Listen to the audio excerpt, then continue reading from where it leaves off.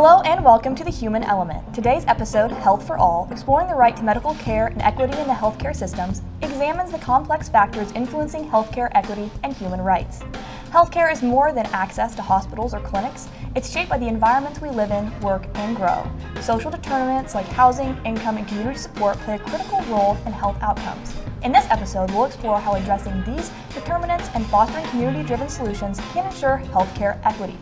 Joining me today are Christina Holt and Danya Loreto. Christina directs the Community Toolbox, a resource for supporting global efforts for community change, and leads the Kansas-based CDC project addressing health-related social factors like housing and gender pay equity. Danya is a pre-med student at the University of Kansas, bringing a future healthcare provider's perspective on equity and the challenges she sees in the field. Together, we'll discuss the intersection of social determinants, healthcare systems, and individual advocacy in building a more equitable healthcare future. Healthcare equity begins with understanding the broader systems and shaping health outcomes. Let's dive in. All right, would you two like to introduce yourself to the audience? Absolutely. Hi, everyone. My name's Christina Holt. I serve as Assistant Director at the Center for Community Health and Development here at the University of Kansas, where I have the pleasure of supporting a number of community-based participatory research projects and the Community Toolbox. Awesome. Thank you. Danya, would you like to introduce yourself? Yeah. Hi, my name is Danya Loreto, and I'm a pre-med student here at the University of Kansas, majoring in behavioral neuroscience and minoring in French. And I'm really excited to talk to you guys here today. Awesome. So we'll start off with our first question, and I'll ask kind of questions directed towards both of you, but of course, if you guys have anything to say, please add on to each other's responses. So to Christina, how do factors like housing, income, and social connectedness impact health and healthcare equity? Yeah. So we know that the World Health Organization defines health as not merely the absence of disease or infirmity, but the presence of conditions for well-being, broadly speaking. And so when we're talking about health, we're thinking about a really broad definition of health that does include things like quality housing, safe housing, like access to healthy and affordable food, like education and poverty or access to good jobs. And so we know that those things account for a large percentage of the health outcomes that an individual experiences, especially those that are able to be intervened upon. So we think that health care access is somewhere between 10 to 20% of someone's overall health outcomes, and the rest of the health outcomes that are able to be acted upon, and not someone's genetics, the rest of that 80 or so percent is really those social determinants of health and health behaviors. Awesome. And so we're kind of thinking about more than just surviving, but also thriving and the factors that kind of influence that. Mm-hmm. And to you, Danya, as someone preparing to enter the medical field, how has your education shaped your understanding of social determinants of health?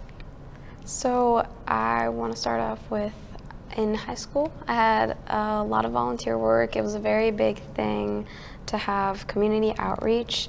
So I had that experience going out and experiencing firsthand what social determinants are and what that means. I didn't really know it at the time. I didn't know that it was an actual term. I knew that it was there. I knew what it meant, but there was not really much more to it, and I hope to explore it more today in today's conversation. Awesome. And speaking of exploring it a little bit more, do you have some examples from the work that you've done about social determinants and how that plays a role in healthcare? Yeah, absolutely. Thank you. There's so many ways that the communities that we live in and the society that we live in affect our health and well-being, broadly speaking. So I work on a project that is funded by the Centers for Disease Control and Prevention, and that funding goes through the Kansas Department of Health and Environment, and that is working on the primary prevention of sexual violence. And the CDC is recognizing that violence can be prevented just like any other public health issue, just like chronic disease, for example, where we've had interventions in the public health area for much longer. Related to sexual violence, if we go upstream, we know that research shows housing, access to food, transportation, social connectedness, gender pay equity, access to child care.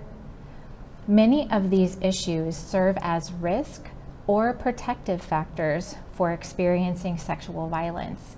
And so if we can intervene on these community and societal level factors, we can go upstream and start preventing tragedies before they start. That's a great point. It's not just putting the Band-Aid on after the situation happens, but really trying to prevent it altogether. And that honestly is a great way of transitioning into our next part of the podcast, which is looking at tools for community change. And so I want to also direct some attention to another project that you worked on, which is the Community Toolbox. And how can it help individuals and groups address health inequities in their communities? Yeah. So the Community Toolbox is a public resource, a public good of the University of Kansas, and it's available for free to anyone. It's an online resource, so it's free, and it's available and utilized by about 5 million people around the world each year. It contains all kinds of resources for community change makers, for people who care about an issue in their community and want to take some sort of action. The resource was not created for someone who has to be an expert in public health or has to have a PhD. It was very much meant to be kind of a knowledge to dissemination vehicle where we can make information available to community members, to volunteers, to grassroots community coalitions, to members of nonprofit organizations, to local, state, and to local health departments and state health departments, and others who are taking action on issues that they care about. So we have people that are coming to use the Community Toolbox who care about all kinds of issues, from food security to healthy youth development to chronic disease prevention, really any issue that you can imagine that communities are facing. And the type of tools that you'll find if you visit the online Community Toolbox are things like, how do you assess what the community is concerned about? And so how do you find data? How do you maybe conduct focus groups? How do you engage the community through surveys, for example? And then what do you do with that information once you have it? How do you engage the community to prioritize issues that you might take action on? How do you create a plan for improvement? How do you find other people that are doing the work? And things like, how do you build local leadership? How do you advocate for change? And it gets really granular. So instead of like just broadly talking about something like advocacy, there's really specific skills that are taught in the toolbox, like how do I write a letter to the editor, or how do I create a photo voice project in my community, all the way to how do I evaluate my project and how do I sustain it over time. There's all kinds of resources in between, but there is a helpful search tool. So that's one way that you can navigate the thousands of pages that are available online. Absolutely, and I think it kind of goes back to another episode that we had previously talking about education and how that's a human right. And we talked about in that episode how education truly is liberation. And so if you cannot understand a system, there's no way that you can utilize that system. And I think that's a great point, that the toolbox is really helping people understand a system so they can therefore utilize it.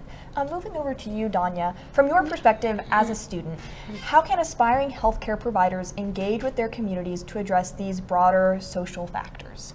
So learning about this toolbox, I think that would be a great way to start, using that and just putting more emphasis on community service and going out, doing more volunteer work, especially because we really need that empathy when it comes to being in a health position. We are working with people. I think of it as a career of service more than anything. So really emphasizing that, really encouraging students to go out, volunteer, do community outreach, and having that as big of a focus as all of your prerequisites that you need to complete. Because yeah, that's an absolute great point. Really it's really important. Truly looking at, I mean, the human element of Yes. your field, which is yeah. like kind of what we're talking about here, and seeing that there's people behind all these patients that you have, and understanding Exactly. the many layers that comes with that. For you as a student, I personally didn't know about the community toolbox until I talked to you. Mm-hmm. Do you think there is a way that you can make that more accessible to students, or a way to make it a little bit more known, I guess? Oh, 100%. I would definitely love to talk. I am part of a fraternity that is in pre-health, so I would love to advocate for that and bring it to other students around me. Social media is one of the biggest ways that you can really reach out to all of us. And posters, really getting the word out there, talking to professors, and just overall communication, word of mouth. And I would love to see this grow. Yeah, so how long have you been with the Community Toolbox, and have you seen any success stories or really crazy impacts that have happened from this, or are you guys still pretty early stages of all this? Thank you. So the Community Toolbox actually started in the 1990s, even though it has evolved and grown tremendously since then. And I started with the center and started working with the Community Toolbox in the late 1990s when I was a student intern at the university here. And it completely changed my trajectory. Much like Danya, I actually started out as a pre-med student here at KU. I wanted to open a free healthcare clinic, and when I learned more about the field of public health, community health, and the idea that you can prevent suffering before it starts, it just changed my whole worldview, and my passion changed. And so I've really had the good fortune to learn from so many people here at the university, as well as in so many communities in Kansas, around the nation, and around the world. Through the work that is done here at the KU Center for Community Health and Development.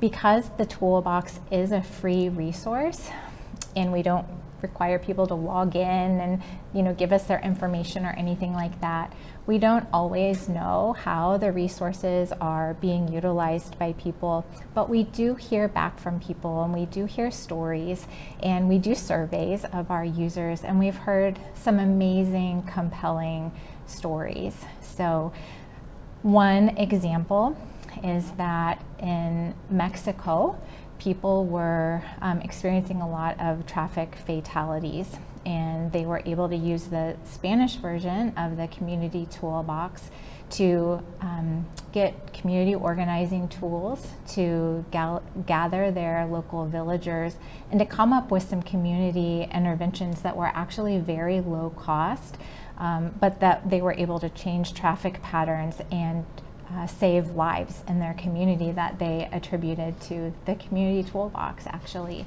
And we've heard all kinds of other stories as well.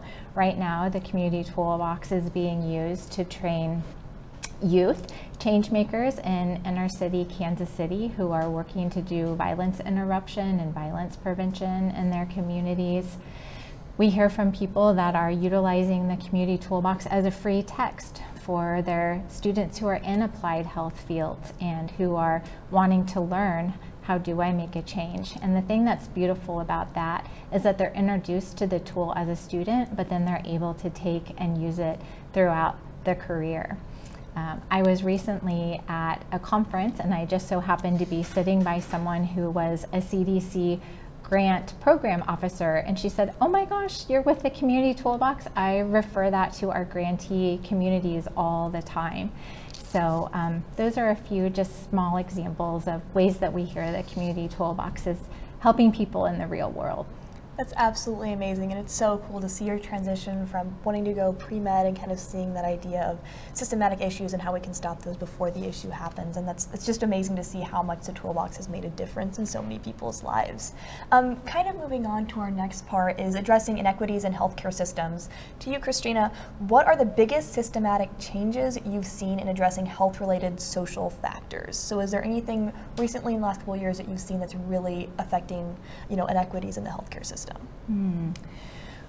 One thing that I have seen here locally that I'm really proud of is we know that in the local community health needs assessment, which is done by the local health department in collaboration with the hospital as well as a number of local partners, housing has consistently come up as a top need and a driver of health, actually. And also, we know that severe housing cost burden is a huge driver of risk for experiencing sexual violence here in Douglas County. And so our community has been doing a lot of organizing around housing.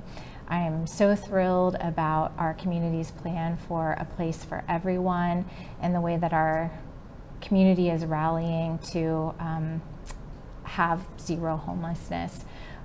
But one specific thing that I think shows the power of people coming together to make change is that although we know that people were receiving housing choice vouchers for support to access housing, there were so many people who still were not able to get a rental. One family was living in a motel room for 9 months. They had a housing rental voucher, but no one would rent to them. And so we were exploring, what have other communities done to address these housing barriers? And so a group of local citizens with Live Well Lawrence Sexual Violence Prevention, with Lawrence Tenants, with a number of community partners from the Willow, the Lawrence Community Shelter, Family Promise, and a number of other partners got together and said, what can we do about this? And we were able to see that other communities have passed ordinances that prohibit discrimination by landlords towards tenants based on the source of income with which they'll be paying their rent. And with a lot of education of local policymakers and with a lot of advocacy on the part of citizens and concerned community members, our local city commission changed our local policy and was able to make it so that it's now illegal for landlords to discriminate against tenants based on source of income that they're using. And they also added additional protections for those who are trying to access housing who are survivors of sexual and intimate partner violence. So I think those policy things are huge wins as we're looking at the landscape, and will actually ultimately drive, for example, reductions in visits to the emergency department, because we know when people have a roof over their head, their health is so much better. That's an absolutely amazing point, and thank you for sharing all of that. I mean, that's something that I didn't even realize, could be a barrier, and I think that's really what it comes down to is when we're thinking about, as policymakers, and some of the recent episodes I've done, we just talked about how it's important to get policymakers from all different fields, and I think this is a great example of that, is if you have healthcare providers helping make these policies, or at least contributing to that policy making, it can be a much more inclusive and equitable policy. And to you, Danya, how do you think in, not only on the college campus, but even looking at, high school, elementary school, how do you start educating people about the healthcare system in a way that they can continue to prioritize not only their health but also wellness, like we were talking about earlier, not just surviving but thriving? So again, I love the idea of the community toolbox. I think that would be a great way to start. Maybe some kind of a way to reach out to adults as well when we're thinking of like younger communities, maybe first exposing that idea to them so then they are able to teach their children The about trickle-down it. effect. And yes, exactly. And then incorporate it more in schools too. I know that we do have volunteering, we do have community outreach in our education today, but maybe giving it a bit more of an emphasis, like really reaching out to it, doing it with the students maybe might be a better idea too, instead of just being like, oh, you need to do community service, maybe being more active about it. And classes are another way. Courses, I know the honors program, it does a really great job of providing a lot of courses here at the beginning to kind of get us KU students started in understanding kind of what it's like to go out there, do community service, and try and reach other people. So I think that. Yeah. And Danya, I love that so much, because we know that when people have that sense of self-agency and that they can make a difference on the conditions that are affecting their lives, that in and of itself is also a social determinant of change, when they know that they have the power to affect conditions that are affecting them. So I love what you shared there. Thank you. Awesome. No, Yeah, thank 100%. you so much. And is there any other ways, I mean, I know you've obviously talked about the community toolbox, and that's a great resource. Is there ways that we can integrate knowledge of social determinants into healthcare training and policy? I mean, I'm obviously not a pre-med student, but is there classes in like kind of the pre-med track that talk about social determinants? Should there be more? What do you guys think about that? I'm not familiar with what the curriculum for medical students is, but I absolutely think that incorporating social determinants of health into training for medical providers is critical, because if someone is just coming and presenting with symptoms, they can be treated with medication, but if they're going right back home to housing that has mold, for example, or infestations of pests that are exacerbating allergies, the medication is only going to do so much. Or if there's lead in the environment that needs to be addressed. And so we really have to get beyond just looking at the individual and looking at the context that they're living in and how is that affecting their health. Also, sometimes patients are described as non-compliant because they're not taking their medication regularly as prescribed. But does the patient have a refrigerator? And so we have to look at their living conditions and what they're experiencing in their lives. Also, if they're in survival mode, so we think of like hierarchy of needs, someone is not going to be as concerned about the long-term effects of tobacco use if they are literally struggling for survival day to day, and tobacco might be the way that they're medicating themselves to get through the day. And so it is just absolutely critical that we are taking a holistic look at people's lives so that we can support them better.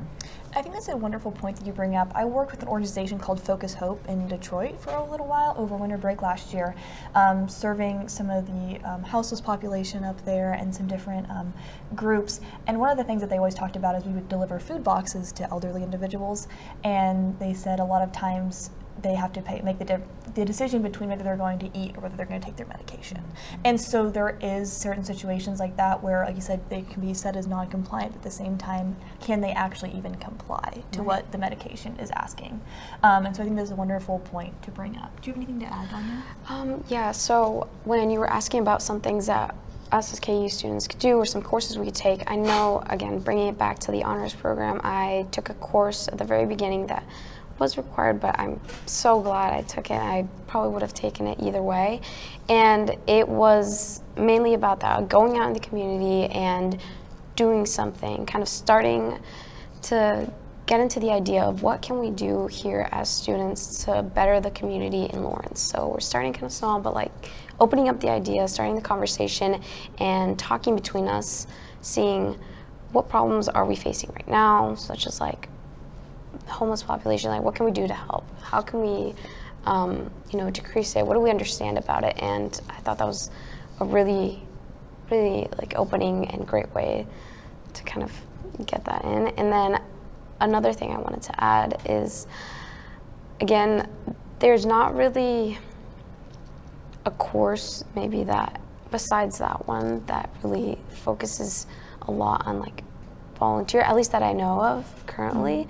So maybe reaching out and seeing what other opportunities we have at KU, because I know we have a lot of clubs here that do have that emphasis in volunteering. We have the big event, for example, going out and doing that is a really great opportunity, Super Service Saturday, and having that, again, as I mentioned, as a priority as a pre-med student as well. It's very, very important because it's something that is not talked a lot about. It's always like GPA, grades, getting, you know, those perfect numbers, but I truly consider it the humane aspect of it, going out and understanding how to communicate with people is such an important part, especially if we want to help better their overall, you know, life and make a bigger impact outside of just the hospital or the clinic. Yeah, that's a wonderful point. I mean, an organization here on campus called Hearts for the Homeless, I've done a lot of work with them. Another way where it's a great way for pre-med students to get involved in a way that's giving back to their community, but also learning about what does that population face. So when I'm providing health care to someone who is struggling with housing, even if they're not, you know, fully homeless, how does that affect their medical needs? And kind of moving on to like talking about like a well-rounded student, how important do you guys think it is for pre-med students to be interdisciplinary? Do you think that adds a lot to someone being a healthcare provider, having those extra classes? I mean, you mentioned like in the honors program, you're required to take that honors 190 class, which is usually outside of your discipline. Do you think that's extremely important for healthcare providers? I find it important.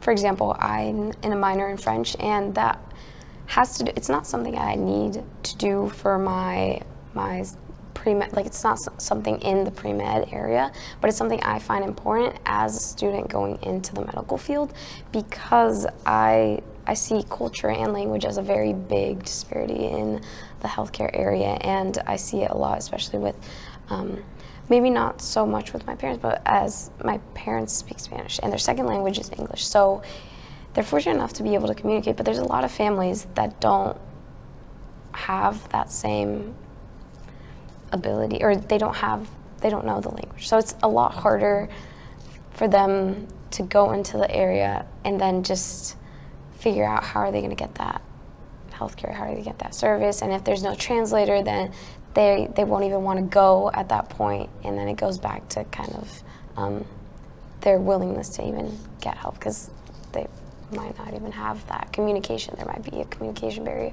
So definitely emphasizing those, trying to do something a little bit outside of just the prerequisites, and really analyzing, meditating, seeing what other aspects of medical or like pre-health areas we need to focus on. Absolutely. Do you have anything to add? I totally agree that having an interdisciplinary approach is really important. You know, I think of, for example, sociology and thinking of what we can learn about culture and how that affects health, and even how healthcare is administered differently in different cultures. And one other thing that I would add is that I really appreciate the Office of Service Learning here at KU, and I know that it has affected a number of students and those that have a chance to take service learning classes typically have you know, an opportunity to then reflect on the service that they've engaged in, and it can be really meaningful and transformative. And so if we can make service learning opportunities more available for those in the health professions, I think that could be extremely beneficial as well. Absolutely. And I think you brought up a great point talking about language barriers within healthcare. Are there other barriers that you guys have seen, like when language, maybe gender, things like that you guys would like to discuss here today and kind of just bring to light? Absolutely. I think one huge barrier is transportation. So there's a number of people that do not have personal vehicles, And so it is challenging for them to get to healthcare appointments.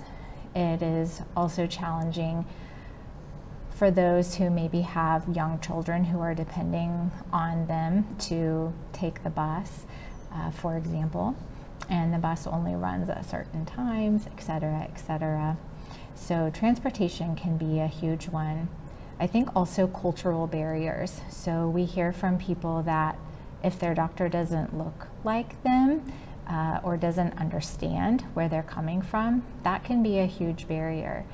I've also engaged in focus groups with folks from the trans community who have had a really hard time finding providers that they feel like are respectful and who understand where they're coming from. And because of past trauma, they're even hesitant to seek care. And that's not how it should be. Yeah, that's a wonderful point. Do you have anything to add, Danya? I find it very important to have just an open mind and understanding for culture, and I find it very important for there to be a cultural education in the pre-med area, just because it's as important, even more important, in my opinion, to have that connection with your patient more than anything else, because that's what's going to help them feel comfortable and be able and want to come back. Because otherwise, like you were mentioning, if they don't feel comfortable, they're not going to want to come back. They'd much rather stay in the position that they are than have to deal with someone and trying to explain the situation. And if there's not that understanding, it's just uncomfortable, and it's not going to work out. Yeah, that's a wonderful point. And I want to kind of circle back to our conversation about wellness. One thing that we've seen in recent years is a lot more emphasis on mental health and how important that is. We've seen that in the workplace, we've seen that in the school environment. Do you feel like that has been addressed sufficiently? Do you think there's still more to be done? What are your guys' thoughts on that? Yeah, that is a great question. I think we have, well, data shows that we have a long way to go before everyone is experiencing well-being with their mental health. And I do really appreciate that there's more of a public health approach that can also be applied to mental health as well. It's really hard to be experiencing positive mental health when you are not sure if you're going to have a roof over your head that night, you're not sure where your next meal is coming from, you're not sure if you're safe. So if we can address these societal issues, those issues are also very interconnected with mental health and well-being, in addition to all of the other strategies that we typically associate with supporting mental health and well-being. Absolutely, thank you. Dawn, did you have anything to add from a student perspective? No, I definitely agree that we still have a long way to go, but I'm glad to see, at least from what I've learned in history class and stuff, from what I've learned in history classes, is how much we've evolved, how much better we have been about opening up the conversation and saying, this is real, it's here. And I also love that KU has all of these resources too as well that kind of help bring about the word and help students see that this is a real problem, and we're still figuring this out, but we also have people here that can help you out, such as like Hopes and CAPS are really great services here at KU for anyone that may be struggling in the mental health area. Absolutely, and that's a great point. There is a lot of access to services at KU and many other universities, and I really appreciate that conversation that has been being had. Also thinking about individual wellness for any individual listeners out there, as people are going into the healthcare system, you work with the healthcare system, are there things as individuals that we need to be thinking about when it comes to our wellness? Not just surviving, not just having that medication that we need to literally live, but are there other factors that you think a lot of people don't think about when it comes to their individual wellness? Well, so within my profession, we focus a lot on the community and societal level of things. However, there are definitely things we can do as individuals to improve our health, the things that are within our control as to the degree that they are. So to the degree that you can eat healthy, to the degree that you can get outside, to the degree that you can safely get physical activity most days of the week. Those are all really good practices. We know that meditation is good for our mental health. We know that taking breaks, we know not sitting all day, and of course avoiding the things that we know are harmful to us. So avoiding products like tobacco and large quantities of alcohol and things like that that are harmful to our bodies. Absolutely, thank you. Do you have anything to add, Danya? Yeah, so as a pre-med student, I know that a lot of us are definitely very stressed and sometimes find it hard to even give us that just general, like all those ways to stay healthy. Like sometimes it's really hard to like set those like schedules to like eat, or sometimes we grab too many things that maybe don't give us the nutrients that we need. So definitely putting an emphasis on that, and maybe even time blocking times to make your meals, so that way you're able to go out and give it your all. Another thing I think is very important that I sometimes neglect too is sleep. It is so incredibly important. And another thing to mention is that there's not a certain number that, like, there's not one specific number for the whole population. It is very specific to you, your needs, genetics. So figuring that out, seeing what works best for you, and prioritizing that over everything. After all, when you sleep, that's when you learn, so it's gonna help you a lot. It's worth it. It seems like it's not, but it is. Absolutely. Looking at a community health perspective, I do have a question for you that I've just honestly thought about, like, as we started filming this. But so a lot of people are working from home nowadays. How do you view that as a community health standpoint? Do you think that's better for people? Not as good? What are your views on that?